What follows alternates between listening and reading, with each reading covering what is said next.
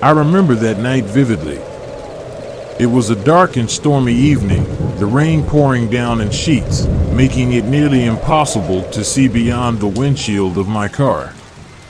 I was driving alone on a desolate stretch of road, surrounded by dense forests on either side. Little did I know that this drive would turn into a nightmare I would never forget. As I continued down the road, my headlights struggled to cut through the thick rain and fog. The sound of the rain pelting against the car drowned out any other noise, making the atmosphere eerily quiet. The only thing I could hear was the rhythmic thumping of my heartbeat, a reminder of my growing unease. Suddenly, I saw a flicker of movement in my peripheral vision. Startled, I glanced to the side, but there was nothing there. I shook off the uneasiness, chalking it up to my imagination playing tricks on me in the midst of the storm. However, my unease only grew stronger as the minutes ticked by. As I continued to drive, my headlights illuminated a figure up ahead. It was a hitchhiker, standing by the side of the road, drenched and shivering. My heart went out to them, and against my better judgment, I decided to stop and offer them a ride. Perhaps it was the loneliness of the road or the fear that gnawed at my insides that compelled me to help a stranger on such a dark night. The hitchhiker climbed into the car, and we exchanged pleasantries. They had an odd aura about them, something that sent shivers down my spine. I tried to shake off the feeling, focusing on the road ahead. But the silence between us was suffocating, as if the air itself had thickened. My eyes darted back and forth, desperately searching for any signs of familiarity. It was then that I noticed something unsettling. The hitchhiker's clothes were tattered and soaked, but they showed no signs of rainwater dripping from them. It was as if they had been drenched in something otherworldly.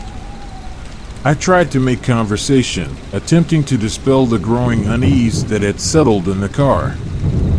However, my words seemed to vanish into thin air. The hitchhiker's gaze remained fixated on the road ahead, never once meeting my eyes. Their silence was deafening, suffocating, and it sent chills down my spine.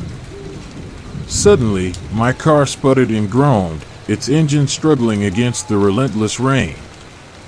Panic gripped me as the car came to a halt in the middle of nowhere, surrounded by darkness and silence. I desperately tried to start the engine, but it was no use. Fear consumed me as I realized I was completely stranded with a mysterious hitchhiker who seemed more like a specter than a person. In a desperate attempt to escape this nightmare, I mustered the courage to open the car door and step out into the pouring rain. As I did, I turned to face the hitchhiker, expecting them to follow suit. But to my horror, they remained seated in the car, their eyes burning with an otherworldly glow. With trembling hands, I reached for my phone to call for help, but there was no signal. It seemed as if the world itself had abandoned me in this forsaken place. Panic coursed through my veins as I realized the hitchhiker had vanished from sight, leaving behind only an empty seat and a chilling presence. Lost, scared, and completely alone, I stumbled through the rain-soaked road, praying for a miracle.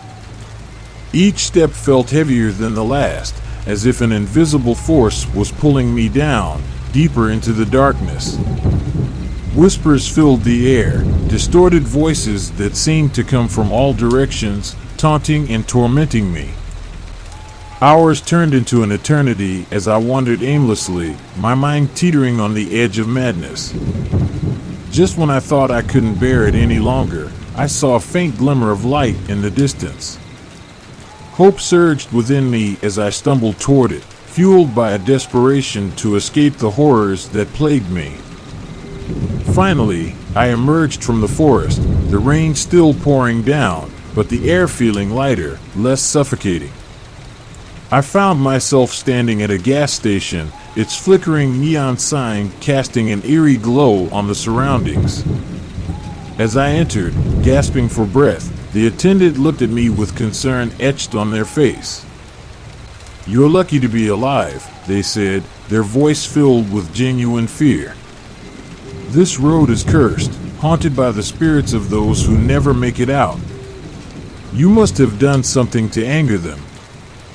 Trembling, I tried to comprehend the reality of what I had just experienced.